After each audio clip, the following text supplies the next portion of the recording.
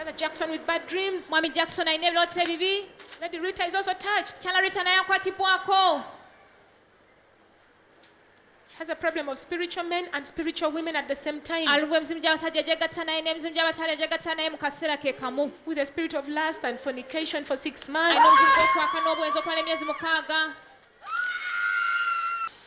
And she has a spirit of a woman. Alina n'omuzimu gw'okwegatta ne bakyala banne. I'll continue using her. Mu linnya lya Yesu Kristo.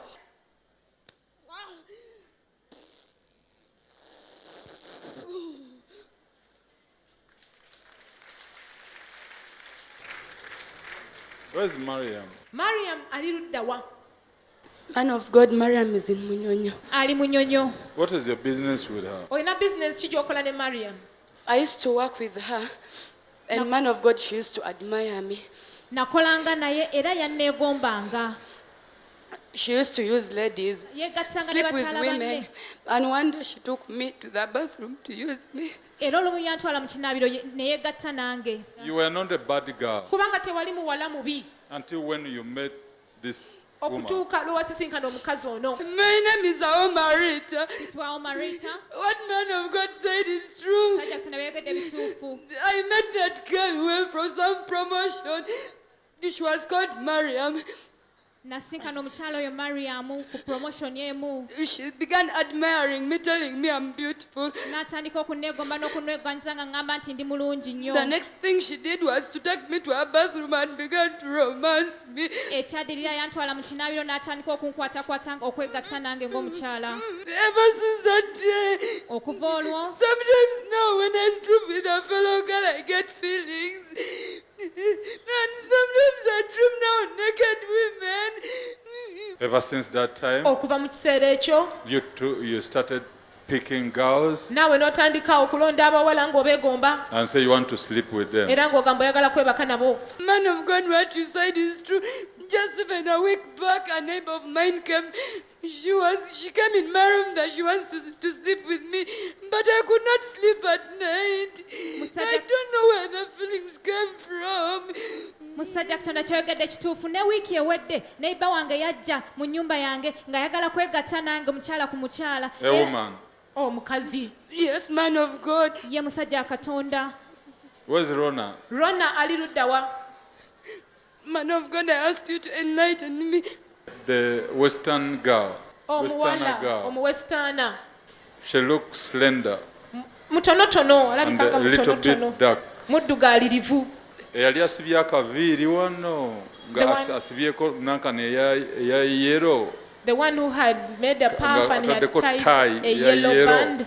Baali bava ku bodaboda babiri They were from a boda. They were two. with a fat girl. N'omuwala omunenenene. What you've said, it's true. Musajja Katonda byogedde bituufu. I know Rona. Rona mumanyi.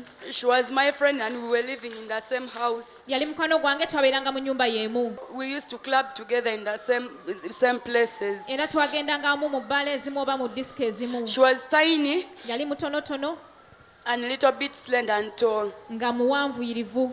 She used to tie a hair band with a yellow piece like man of God described. Yasibanga kapaafu ng'akozesa akagoye akayero ng'omusajja Katonda bw'annyonnyodde.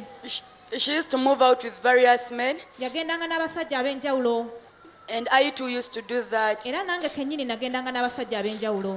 You didn't always go to dig, Wali totera kugenda kulima. but it was one day when they were digging Naye lwali lumu baali balima. at the sugarcane there was a grave. Ku bikajja awo waaliwo Waliwo amalaalo. ekikajjo nga waliwo amalaalo. There was a sugar cane and there was And a they told grave. her, don't approach, don't dig there, don't approach. Ne baga temusemberera kifo ekyo temulima awo. What the man of God has said, it's true. Omusajja Katonda byogedde bituufu. Way back in the village, Edda mu kyalo at my grandmother's place, ewa jjajjange omukyala.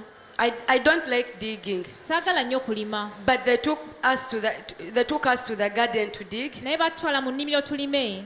Behind were sugar cane plantation, Emabega waliyo ebikajjo and there were graves. ate waliwo n'amalaalo. That's where they buried my other siblings. Gye baaziika baganda bange abamu. So, man of God, what you said is true. Musajja Katonda byogedde Since that bituufu. time, Okuva mu kiseera ekyo your problem started. obuzibu bwo ne butandika.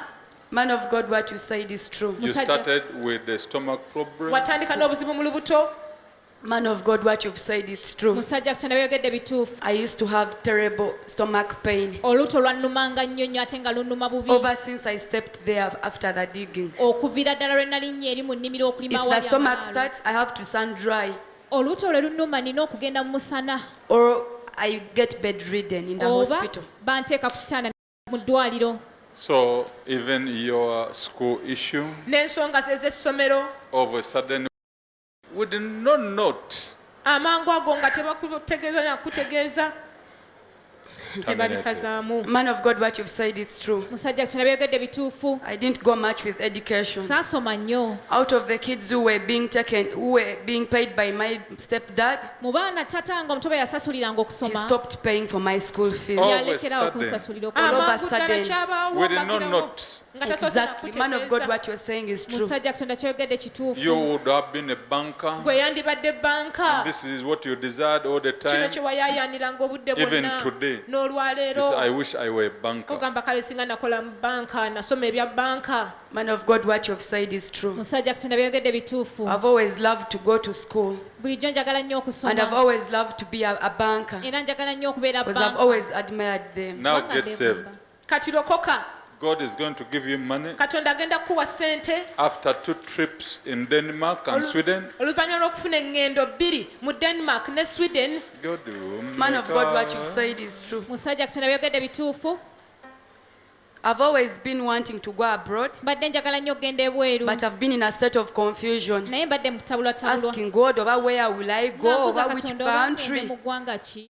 Father, we thank you. kitaffe tukwebaza We bless your holy erinnya name. etukuvu tuliwa omukisa. Thank you for taking the anger away from her. weebale nnyo olw'okumuggyako obusungu. Rise up. yimuka Because of your dad has a lot of anger. kubanga taatawo alina obusungu bungi nnyo. Man of God, what you've said is true. musajja katonda kyogedde kituufu. I have too much anger. nina obusungu bungi And way back, era emabegako I even wanted to kill a matron at school. edda ennyo nayagala okutta metroni ku ssomero With a knife, I wanted to spear her. nayagala omufumita ekiso. And what you've said is true about my dad. era kyogedde kituufu ku taata wange. When you hear that he's coming, bwe tuwulira nti ajja if you can hide under the bed, bw'oba osobola okwekwekawasa then you ekitanda have to go. ekyo ky'olina okukola. If he sees anything like anything that can beat you, Ye bw'alaba beat a ekifaananyi knife, he will eky'okukubya. definitely use it. ne bwe kaba kasa asobola okakozesa. So what you've said about my anger is true. byogedde bituufu ku busungu bwe nnina. Because this is the issue of your dad. eno y'ensonga ya kitaawo.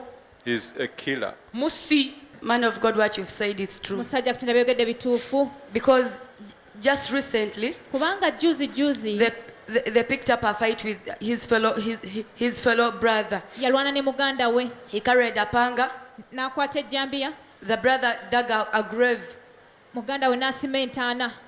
The one who wins, the one who kills the other will be buried here. ne beegamba anatta munne yajja okuziikibwa mu ntaana eno. So, what you've said about that is true. He's a killer. nolwekyo kyoyogedde ku ekyo kituufu taata wange mussi.